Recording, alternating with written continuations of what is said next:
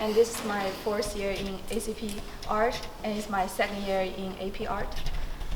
This year I'm still focusing, as you can see, the fashion design, and instead just drawing the design on paper. This year I choose to make the real clothes in 3D.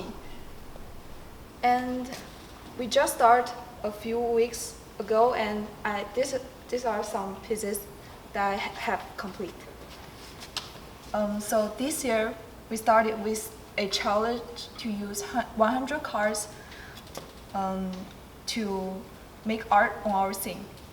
And instead of drawing like 100 pieces, like any kinds of design, I choose to build a dress on mannequin, and I staple some of them together to give more structure to build the dress.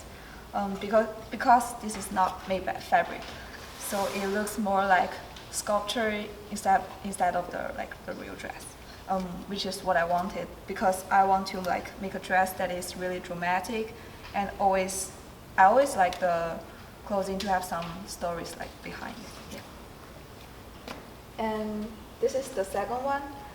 It's also made by paper. For this one, we need to use a paper as tall as we are. And this kind of paper is really hard, so it's hard to change the shape of it. So I keep the shape of the paper, which is the cylinder. As you can see, the dress part is still a cylinder. And I also made some pleats to make it look like a petticoat. And I also cut some small pieces to fold them together and make them to a fence, and to give the dress more details.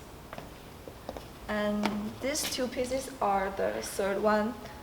This one we can choose any kind of material we want, and we can choose our own theme. So I decided to keep doing the theme I did last year, which is the 7 deadly sins. Last year I did the grid with the crow looks of it. For this one, I want to do the rest. To show the emotion of that, I used the hot red for the dress, and I also made a mask that looks like a muzzle for the beast. And this is actually a rabbit.